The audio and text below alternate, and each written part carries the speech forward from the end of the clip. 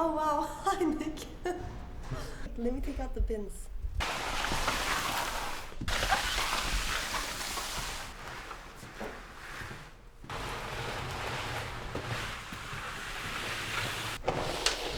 Can't tell me. I need something in my hand, otherwise I'm gonna get thread. Action. Action. Action. Yeah, I grew up with my mom and grandmother. I was born in Berlin, and when I was 6 I moved to Turkey, and I was always amazed about craftsmanship and textiles, and my grandmother would knit like more domestic stuff, like to wash dishes or sweaters or like small weavings, and I sort of like, it was always mind-boggling to see how much effort and time she would take to just mend and fix things. So I really admired that, and I was always into making things with my hands. And first I started weaving with my frame loom a lot, and then 5 years ago I got my first floor loom, and that's when things took off and I started making more bigger works and utilize the loom and start to build a different language with it and create works with it. So the loom is the moon. It's called Volcanic and Plantasia. They're both done on a floor loom. They're mixed media, different materials, different techniques, hand manipulation mixed with the possibilities of what the loom can offer through draft notations and patterns. Okay. And then I like to deconstruct the idea, and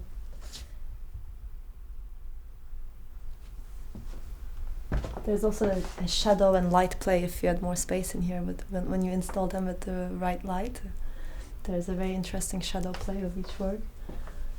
Yeah, I like to mix different materials. This is like cyber locks, wire, tubing, wool, cotton. That's like raw wool, the natural state of wool. That's called recollections. Some more sculptural work I've done. And that's the river behind you.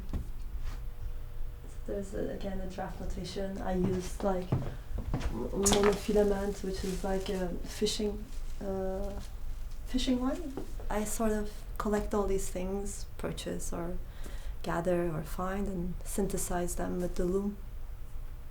I gather materials from everywhere really, and I create sort of a formal arrangement of, I think on colors and forms a lot, and then the material, by just playing with it in my hands, it sort of dictates, and with my imagination. Touch this one.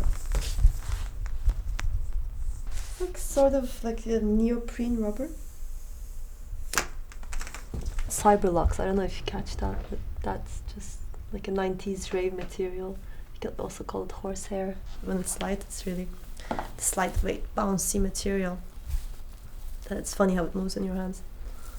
That's that. I like to tag on the loom, paint the warp, so you get sort of a different effect.